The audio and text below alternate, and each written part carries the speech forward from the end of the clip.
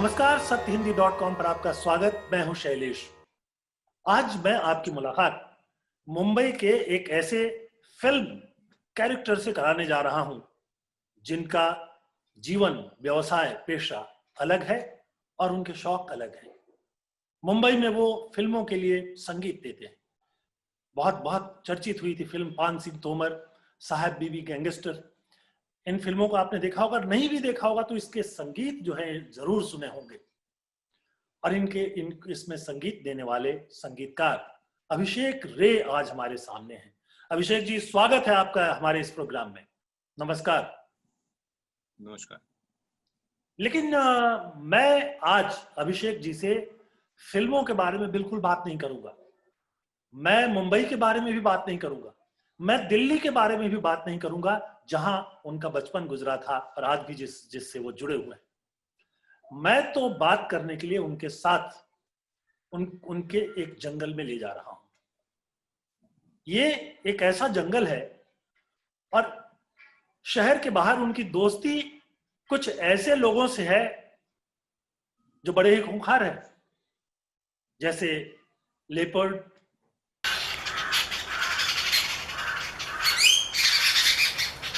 बाघ,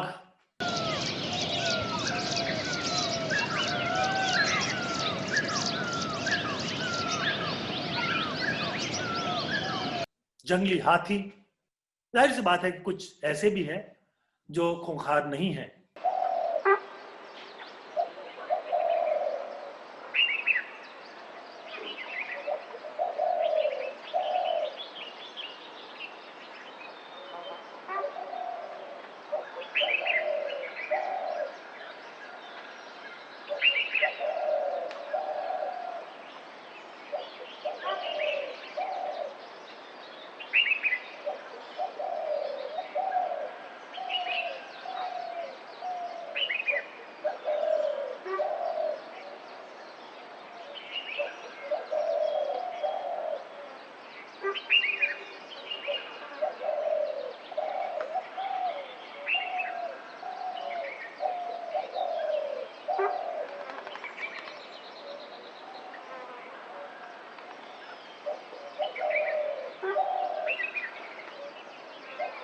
इनके बीच एक वाइल्ड लाइफ रिजर्व को डेवलप किया है अभिषेक रे ने। बहुत बड़ा काम है, एक विशाल वाइल्ड लाइफ रिजर्व को डेवलप कर देना और उसमें तरह तरह के पशुओं और पक्षियों के लिए जीवन की शुरुआत करने देना। ये एक अपने आप में बड़ा काम है। लंबे समय से वो इस काम में लगे हुए हैं। बंजर इलाका था या फिर खेती वाला इलाका था, जंगल नहीं थे, उसको उन्होंने खरीदा और सिर्फ एक अपने व्यक्तिगत प्रयास से उन्होंने उसको आज एक ऐसा जंगल में परिवर्तित कर दिया है जहां आप जानते ही हो कि बाघ देश में बहुत कम है, बहुत कम दिखते हैं, बहुत छिपे हुए रहते हैं। वहां इनके इस रिजर्व में बाघ भी देखे जाते हैं, लेपर्ड देखे जाते हैं, जंगली हाथी आते हैं और चिड़ियों की तो भरमार है। कोई 600 प्रजातियां, भारत में कोई 1300 प्रजातियां मिलती हैं, उसमें 600 प्रजातियां वहां मिलती हैं। तो अभिषेक जी, आपसे बातचीत शुरू करने के पहले मैं आपके 3 दोस्तों से दर्शकों की मुलाकात कराता हूं। और ये जो दर्शक हैं, ये जो आपके दोस्त हैं, एक ये बघीरा कहें, बाघ कहें, पता नहीं क्या कहें, डर भी लगता है देख करके। तो ये एक बाघ,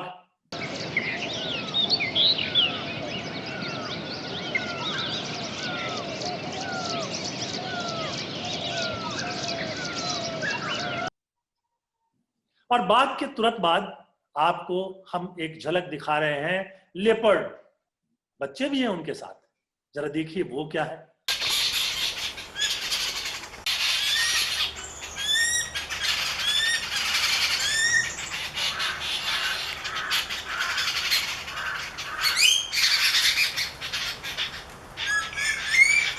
और ये इसके बाद जंगली हाथी।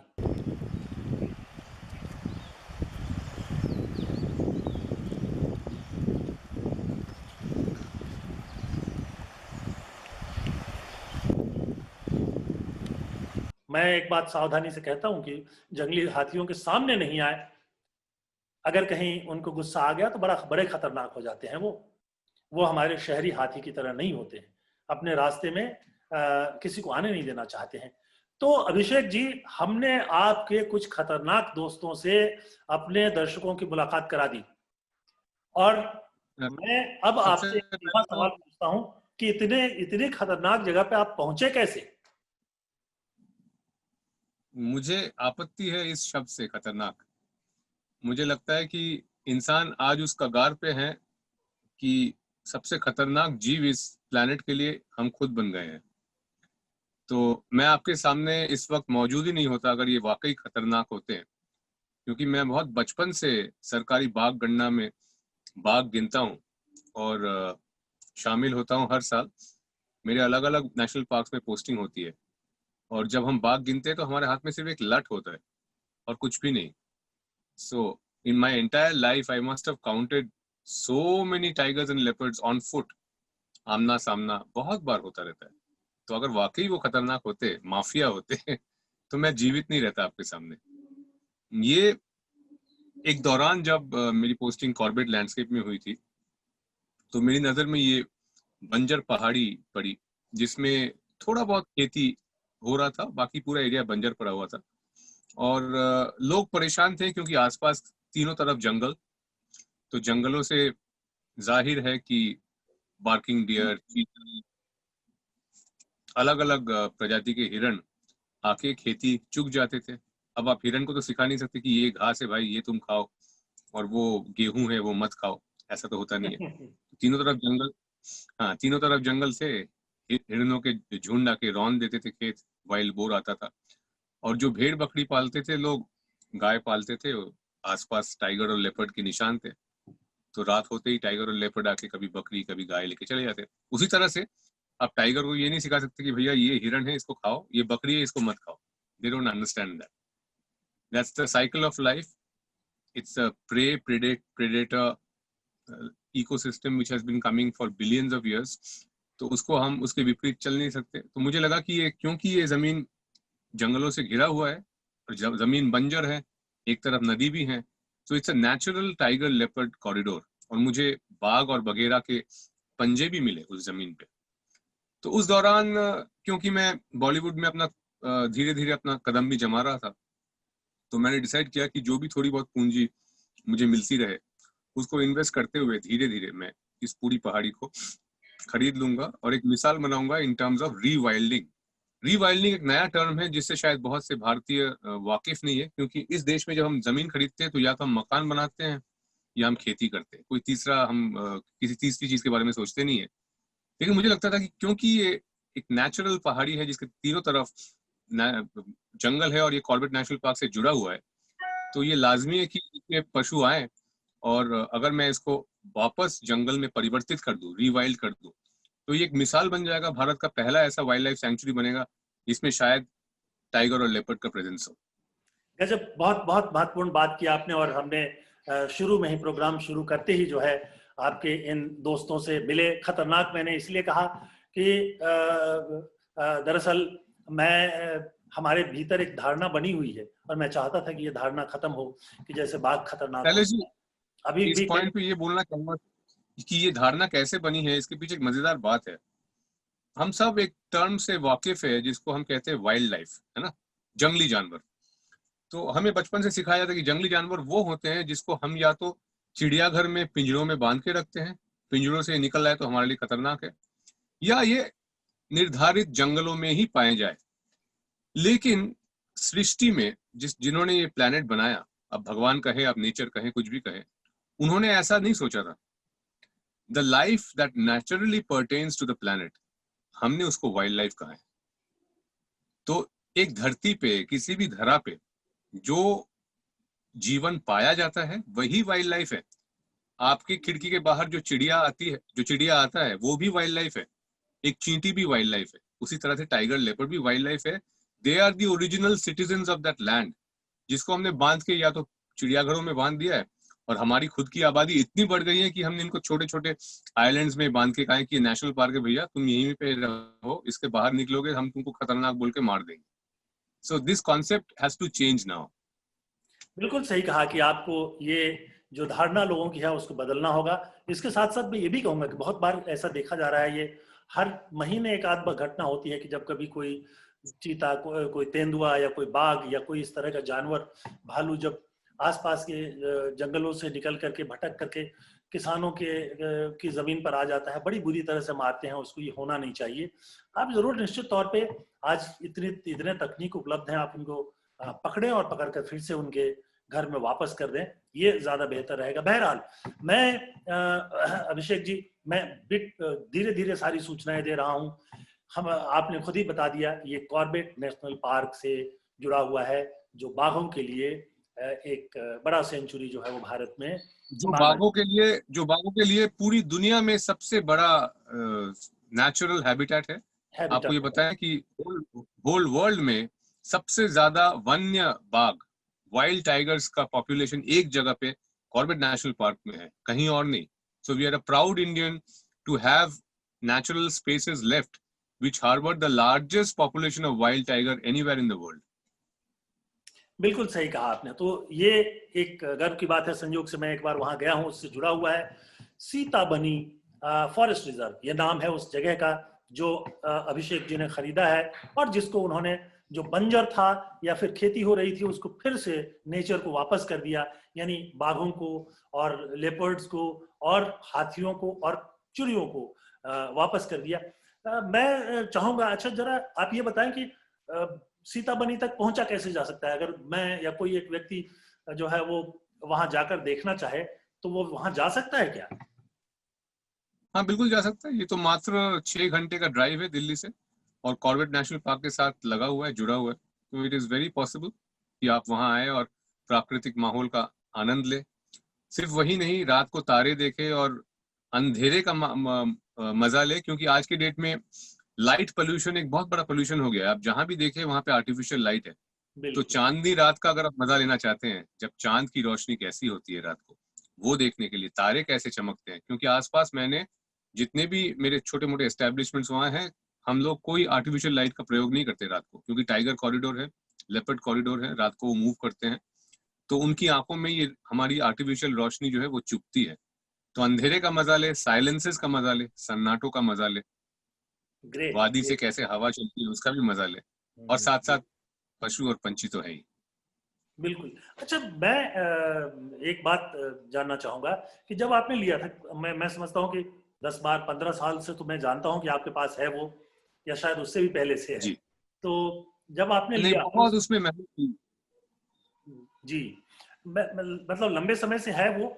तो जब आपने लिया था तब वहां पर कितने पशु या पक्षी थे, और अब कितने हैं, और क्या क्या वेराइटीज हैं? सर, जब मैंने लिया था तब एक्चुअली कुछ भी नहीं था, क्योंकि वो जमीन बंजर थी। कुछ कुछ हिस्से में खेती करने की कोशिश हो रही थी, और कुछ कुछ हिस्से में वो पशु पालन करते थे, लेकिन उसमें मैन एनिमल कॉन्फ्लिक्ट बहुत ज्यादा था, क्योंकि ओरिजिनली तो वो पहाड़ जो है वो जंगली था, उसको काट के ऐसा किया गया, तो एक कांस्टेंट कॉन्फ्लिक्ट था। टाइगर लेपर्ड का मूवमेंट जरूर था, लेकिन खुफिया मूवमेंट था। रात को आते थे, कभी गाय ले ली, कभी बकरी ले लिया, फिर चले गए। और क्योंकि एक तरफ उसकी नदी थी, तो जाहिर है कि जंगली जानवरों को जब प्यास लगती है, तो प्यास तो आप समझते हो कितनी बड़ी चीज है, तो प्यास के लिए वो अपनी जान को भी ताक पे लगाकर उन खेतों में से गुजरते हुए नदी तक पहुंचते थे, और जब गुजरते थे तो फिर खेत को रौंद देते थे, तो किसान परेशान हो जाते थे। तो it was a constant conflict zone. उस जमीन को देख के, क्योंकि मैं बचपन से टाइगर ट्रैकिंग करता हूँ, जब मैंने उसमें बाघ के पंजे देखे, मैंने लेपर्ड के पंजे देखे, जब मैंने किस्से भी सुने, और मैंने बहुत सारी खूबसूरत नायाब प्रजाति की पंछियां वहां देखी, तो मुझे लग रहा था कि this land is waiting to integrate with the forest. जंगल से मिलने के लिए वो तड़प रहा है एक तरह से। वो जमीन जो है, उसकी निजी इच्छा ये है कि मैं मुझे वापस से जंगल कर दो। तो ये हर जगह उस जमीन पे लिखी हुई थी ये बात। तो जंगल आसपास के जंगलों में जानवर थे, उस पहाड़ी पे नहीं आ पाते थे, क्योंकि there was constant human disturbance. तो मैंने सिर्फ इतना किया कि उसको लेके वो ह्यूमन डिस्टर्बेंस हटा के, बहुत सारा एक वीड वहां पे पैदा हो गया था, क्योंकि जब आप नेचुरल घासों को और नेचुरल फलदार पेड़ों को काट देते हो, तो इन्वेजिव वीड्स आ जाते हैं। तो लैंटेना नाम का एक वीड जो है, उसने उस पूरी पहाड़ी को जकड़ लिया था, जिसके कारण कुदरती घास जो है, 7 प्रजाति की घास मैंने लगाए लैंटेना को हटा के। उसी में करीब 2 ढाई साल लग गया है लैंटेना हटा के घास लगाने में। उसके बाद फलदार पेड़ जैसे गुलर, जैसे जंगली जामुन, आम, जो तमाम तरह के फलदार पेड़ होते हैं जिससे पंछी और हिरन और जो शाकाहारी जानवर है वो सब आते हैं, वो आने लग गए। फिर मैंने सबसे महत्वपूर्ण काम जिसके बगैर कुछ नहीं हो सकता, that is rain water harvesting, क्योंकि पहाड़ी इलाका है और गर्मियों के महीनों में सारा पानी सूख जाता है और नीचे बह जाता है। तो पहाड़ में रहने वाले आसपास के जो जानवर थे उनको पानी की एक घूंट के लिए बहुत दूर चल के जाना पड़ता था नदी तक। और नदी के आसपास भी अक्सर आपको पता है कि ह्यूमंस ने मोनोपोलाइज कर लिया है, ह्यूमन कंस्ट्रक्शंस हैं, रिजॉर्ट्स है, तो नदी तक पहुंचने में भी जानवर को बहुत दिक्कत होती है। इसीलिए आप आए दिन देखते हैं कि तेंदुआ कुएं में गिर गया, हाइना इस इरिगेशन चैनल में गिर गया।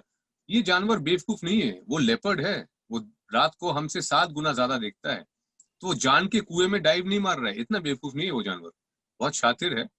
वो प्यास के मारे इतना बेबस है कि एक घूंट पानी के लिए वो कुएं में छलांग मार देता है, पानी पी लेता है, उसके बाद कुएं से निकल नहीं पाता। तो क्योंकि ह्यूमंस ने सारे जो वाटर रिसोर्सेज है उसको इस तरह से मोनोपोलाइज कर दिया है कि जंगली जानवरों को पानी पीने के लिए बहुत मशक्कत करनी पड़ती है और मुसीबतों का सामना करना पड़ता है, खासकर वो जंगली जानवर जो नेशनल पार्क्स के बाहर रहते हैं। तो उनके लिए सबसे जरूरी ये था कि मैं सीताबनी वाइल्ड लाइफ रिजर्व में पानी की ऐसी व्यवस्था बनाऊं जहां पे पेरेनियल वाटर रहे, मतलब 12 महीने पानी रहे और जानवर आके अपनी प्यास बुझा सके और उनको कोई वहां से खदेरे ना। तो जब मैंने मेरे 2 वाटर बॉडीज जब एस्टेब्लिश हो गए नेचुरल पॉन्ड की तरह, जैसे जंगल के बीच में एक तालाब होता है, उसके बाद एक्चुअल डिफरेंस शुरू हुआ। तो ये कुल कितने साल लगे, कब से शुरू किया था आपने, कब लिया था पहला वो?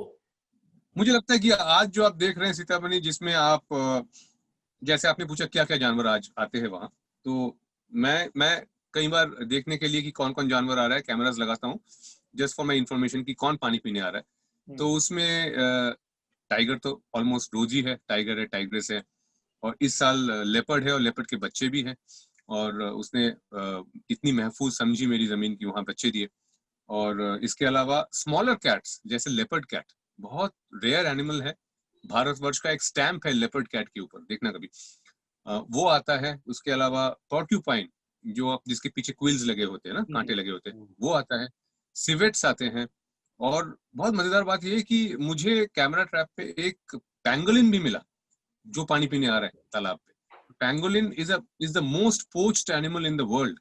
पूरी दुनिया में सबसे ज्यादा पोच्ड एनिमल है जिसके पार्ट्स जो है चाइना को बिके जाते हैं, पैंगोलिन है। तो मुझे खुशी हुई है देख के कि मेरी जमीन पे पैंगोलिन भी आ रहा है, लेपर्ड कैट आ रहा है, अलग अलग तरह के सिवेट्स आ रहे हैं, फिर चेकॉल्स, टाइगर लेपर्ड तो है ही, और कभी कभी जंगली हाथियों के झुंड जो है गुजर के एक पहाड़ी से दूसरी पहाड़ी जब निकलते हैं तो सीताबनी वाइल्ड लाइफ रिजर्व से वो गुजरते हैं। और मैंने हाथियों के लिए और कुछ और जानवरों के लिए बहुत सारा बांस लगाया है। तो एक हिस्से में सिर्फ बांस ही बांस लगा दिया है, because bamboo is very good for wild life. Elephants love it, deer love it, the birds love it, they use it for nesting. तो जहां पे पहले इन्वेसिव वीड था लैंटेना, उसको रिप्लेस करके मैंने बैम्बू से लैंटेना को रिप्लेस करने में मुझे बहुत हेल्प मिला, क्योंकि bamboo is a very fast growing plant, it is actually a grass.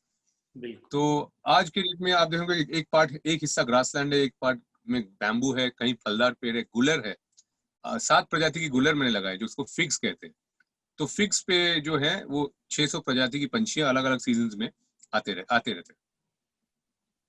That is great. मतलब इतने सारे इतने बड़े, मैं नहीं समझता हूँ कि भारत में इस तरह का कोई फॉरेस्ट जो है इंडिविजुअल एफर्ट से किसी ने जो है खड़ा किया है। और इसलिए मैं समझता हूँ कि प्रधानमंत्री भारत स्वाभिमान योजना में जो आपको सम्मानित किया गया या चुना गया है वाइल्ड लाइफ में इस तरह का एक बेहतरीन योगदान के लिए, वो निश्चित तौर पे सराहनीय है और हम सब लोगों की तरफ से उसके लिए शुभकामनाएं। हमने बहुत सारी बातचीत कर दी जानवरों के बारे में। पक्षी भी तो बहुत सारे होंगे वहां। मैं कहीं देख रहा था कि शायद 600 प्रकार के पक्षी हैं, तो जरा उनके बारे में कुछ थोड़ी जानकारी दीजिए। देखिए, ये जानना जरूरी है कि Bharatvarsh, we are a global giant in wild life and birds. 1350 प्रजाति के पंछी रिकॉर्डेड है भारत में। और क्योंकि Sitabani wild life reserve Himalayan foothills पे बसा हुआ है, तो हमारे वहाँ 2 तरह के माइग्रेशन होते हैं। एक होता है ऑल्टीट्यूडिनल माइग्रेशन, तो जैसे कि सर्दियां आ रही है आजकल, तो जो ऊंचे पहाड़ में रहने वाले जो पंछी हैं वो सर्दी को बर्दाश्त नहीं कर पाते हैं, तो इसलिए जब ये बर्फ पड़ना शुरू हो जाता है ऊपर, तो वो पंछियां नीचे आ जाते हैं। तो this is called altitudinal migration of the Himalayan birds which happens in Sitabani. तो बहुत से भिन्न भिन्न प्रकार के ऊंचे पहाड़ के पंछी मेरे पास सर्दियों में आ जाते हैं, और फिर गर्मियां आते ही वो वापस ऊंचे पहाड़ों में चले जाते हैं।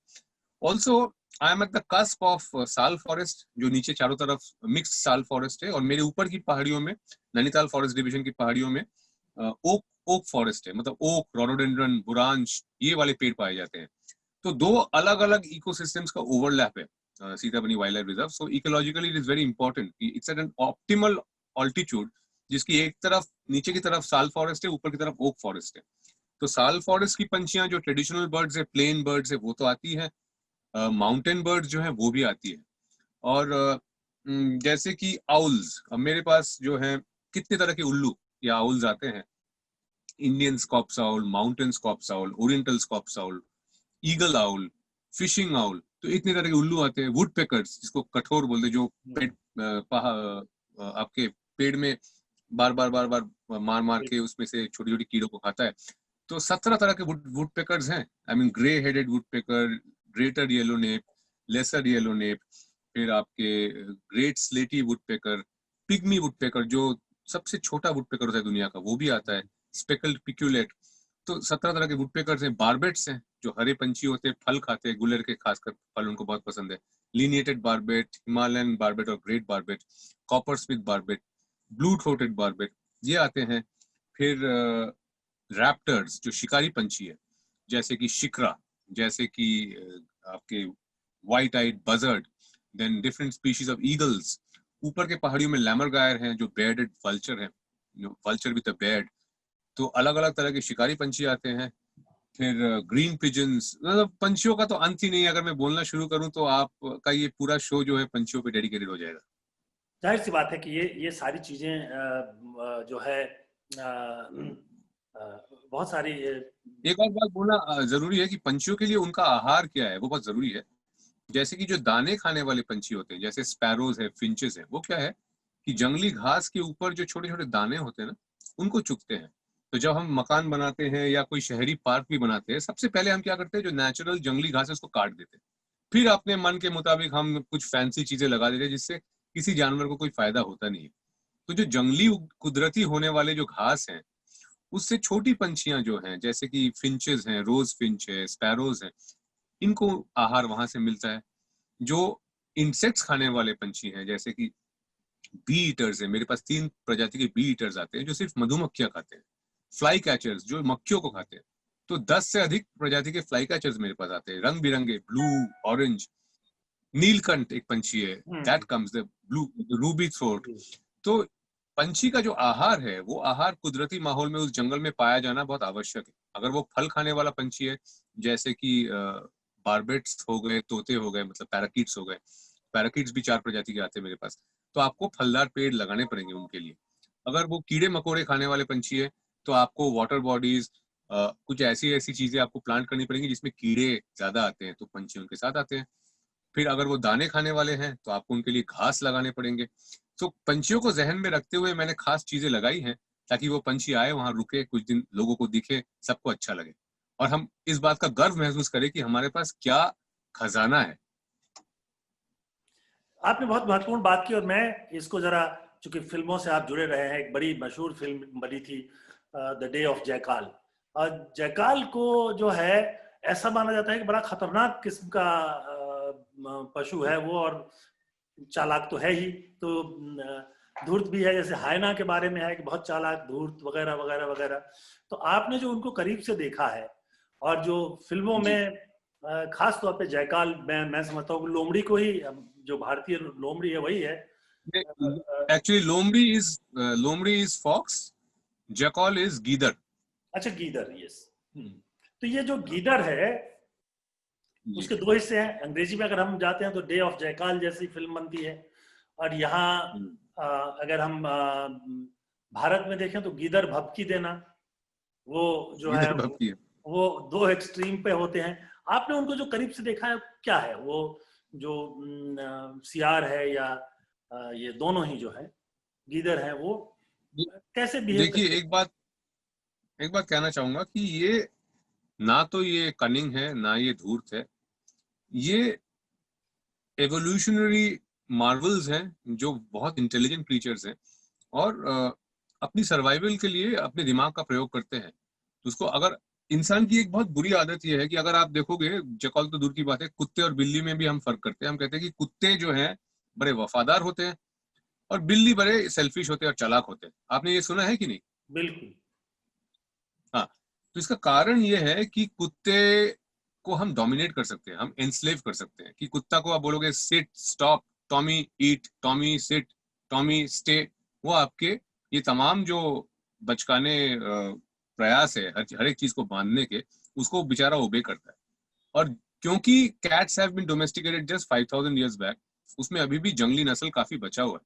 तो cat considers you to be equal with him, कि अगर आप हैं तो मैं भी हूं, हम दोनों क्रीचर्स हैं एवोल्यूशन के। तो आपकी सारे हुक्म जो है उसका मैं पालन करूं ये जरूरी नहीं है। बट ये बात इंसान को रास नहीं आती। इंसान को हमेशा ये लगता है कि जिस चीज को वो कंट्रोल कर सके, जिस चीज से उसको फायदा हो, कि गाय हमें दूध देती है, कुत्ता जो है वफादार है, चौकीदारी करता है, तो डायरेक्टली जिस चीज से हमें फायदा हो वही जानवर अच्छा है। बाकी सारे जानवरों को हमने या तो धूर्त या खूंखार या डरपोक, इस तरह के जो चीजें हैं, सिनोनिम्स हैं, हमने ये उनको दिया है, जो मुझे लगता है कि it's high time that we get over that. ये बहुत बचकानी बात है, अनट्रू है, it is not even true. और अगर आप हमारे पौराणिक शास्त्रों को देखो, हमारी जो शास्त्र हैं जहां से the ancient religion on which India is based और रिलीजियस स्क्रिप्चर्स ऑल्सो, उसमें दुर्गा का वाहन जो है बाघ है, Ganesha is the elephant God, उसका वाहन चूहा है, हम तुलसी की पूजा करते हैं, हम पीपल की पूजा करते हैं। तो ये जो पौराणिक संत लोग थे, उन्होंने ये क्यों किया? इसके पीछे एक बहुत गहरा कारण है। उन्होंने ये देख लिया होगा कि एक दिन ऐसा आएगा जब इंसान के पास वो ताकत होगी कि हम पूरी दुनिया को उजाड़ सके, हम सारे जानवरों को मार काट के तहस नहस करने की ताकत हमारे पास होगी, क्योंकि हमने बंदूक को डिस्कवर कर लिया, हमने बम बना लिए, हमने विस्फोटक ऐसी चीजें बना ली जिससे हम किसी भी प्राणी को तुरंत मार सकते हैं। ये चीज उन लोगों ने ये बात बहुत साल पहले देख ली, और इसीलिए इंसान की इस हवस को रोकने के लिए उन्होंने हमारे रिलीजन में बहुत ही खूबसूरती से और बहुत ही इंटेलिजेंटली इन एनिमल स्पिरिट्स को पिरो लिया है। तो इनको पिरोने के पीछे कारण यही है कि आप हर एक लाइफ के हर एक अंग को आप वर्शिप करें, चाहे वो चूहा हो, चाहे वो गणेशा हो, चाहे वो बाघ हो, चाहे वो तुलसी का पौधा हो। सबका अपना इंपॉर्टेंस है in the entire circle of life. सबको रेस्पेक्ट करें, सबकी आप पूजा करें, वही असल पूजा है। बहुत अच्छी बात कर रहे हैं आप। बहुत इच्छा है कि बहुत लंबी बात करूं, लेकिन चूंकि हमारा समय खत्म हो रहा है, इसलिए मैं एक आखिरी सवाल, और फिर मैं जो फिल्म पर सवाल नहीं पूछ रहा हूं, पर आपसे फिल्म पर पूछने का मोह भी खत्म नहीं हो रहा है। ये वही इलाका है जहां पर द जंगल बुक का जो आधार क्षेत्र है, इन्हीं इलाकों में से प्रेरित होकर के फिर वो किताब लिखी गई थी। उसके बाद आई थिंक कि दुनिया में सबसे ज्यादा फिल्में उसी जंगल बुक पे बनी है, कार्टून फिल्में बच्चों से लेकर के, और वो खूब चलती हैं, सीरियल्स बने हैं। अब मैं ये कहूंगा कि जंगल बुक के कितने कैरेक्टर्स जो हैं आपको सीता बनी में मिल जाते हैं? देखिए, सीतामढ़ी वाइल्ड लाइफ रिजर्व में शेर खान है, विच इज टाइगर, बघीरा है, विच इज लेपर्ड। सर्दियों में जो Himalayan black bear, Asiatic black bear है, ऊपर के पहाड़ियों से नीचे आ जाते हैं, तो भालू भी है। और बाकी जो कैरेक्टर्स है वो सेंट्रल इंडिया में पाए जाते हैं। जैसे कि मेरी ऑफ कोर्स हाथी तो है ही, सीताबनी में बहुत हाथी है, तो the elephant herds are there. मेरी पोस्टिंग हुई थी 2018 में पेंच नेशनल पार्क में फॉर द करंट सेंसस। जो आज का जो बाघ गणना है, जो जो आंकड़ा आपके पास आया है करंट इंडियन टाइगर सेंसस के लिए, मेरी पोस्टिंग पेंच में हुई थी। सो Pench is a land which also has wolves and which also has wild dogs. तो वहां पे tiger, leopard, sloth bear, wolf, wild dog, ये 5 को प्रेडेटर्स पाए जाते हैं, जिसको रडियर्ड किपलिंग ने बहुत खूबसूरती से जंगल बुक में कैप्चर किया था। तो ये बोलना आवश्यक है कि पूरी दुनिया में और कोई जंगल ऐसा नहीं है, कोई प्राकृतिक जगह ऐसा नहीं है जहां पे आप एक ही जंगल में टाइगर, लेपर्ड, वुल्फ, बेयर, ये सारे मेगा प्रेडेटर्स को पाएंगे, not even Africa. So it's important to know that we are a geo spot, a hot spot of wild life for the entire world. तो स्वाभिमान भारत में ये बात बोलना बहुत जरूरी है कि इंडियन प्राइड जो है, इंडियन प्राइड, इंडियन गरिमा सिर्फ सिनेमा में या क्रिकेट में उसमें नहीं है. उसके अलावा जो हमारे पास प्राकृतिक खजाना है वो दुनिया में किसी के पास नहीं है. You name it, we have it. The tiger, the lion, the leopard, the snow leopard, the clouded leopard, the elephant, the rhino, the wild dog, the wolf, 1350 species of birds. आप सिर्फ बताते जाइए, हमारे पास वो सब कुछ है. लेकिन हम खोते जा रहे हैं उनको, धीरे धीरे खोते जा रहे हैं. हर जगह हम कॉरिडोर्स को काट रहे हैं. अलग अलग जंगल जो है आइलैंड्स बनते जा रहे हैं. एक जानवर, एक हाथी का झुंड एक जंगल से दूसरे जंगल जा भी नहीं पाता, बीच में खेत आ जाते हैं. तो अगर इनको बचाना है, इस मेगा फौना को बचाना है, तो हमको बहुत प्रैक्टिकली प्लानिंग करके ये सारे कॉरिडोर एरियाज जो हैं, जो जंगलों को कनेक्ट करते हैं, इनको बचाना पड़ेगा. तभी हम रियल मायने में जंगल बुक जो है, जो इस देश में लिखा गया था, उस जंगल बुक को हम बचा पाएंगे. हम कगार पे हैं.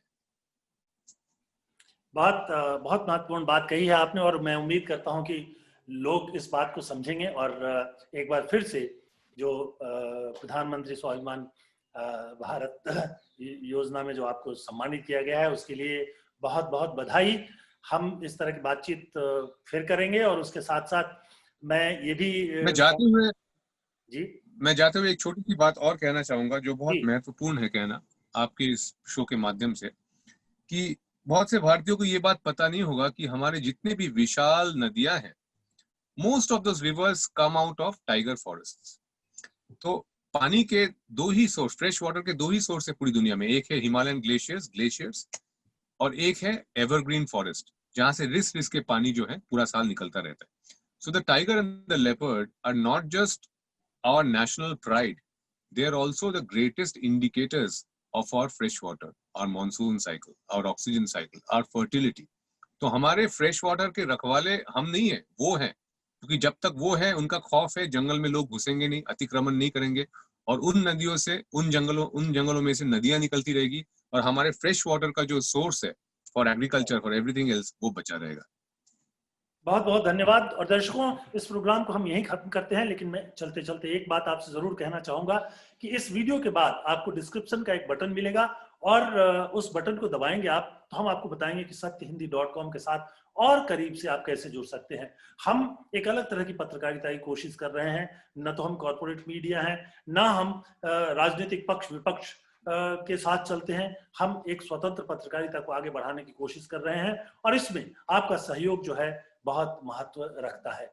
तो निश्चित तौर पर डिस्क्रिप्शन का जो बटन है उसको दबाइएगा और देखिएगा कि हम आपसे क्या संवाद करना चाहते हैं.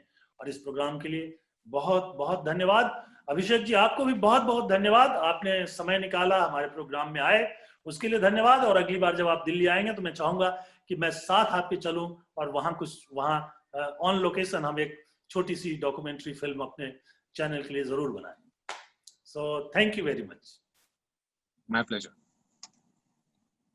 सत्य हिंदी के और वीडियोस को देखने के लिए हमारे YouTube चैनल को सब्सक्राइब करें और सीधे नोटिफिकेशन पाने के लिए बेल आइकन दबाएं.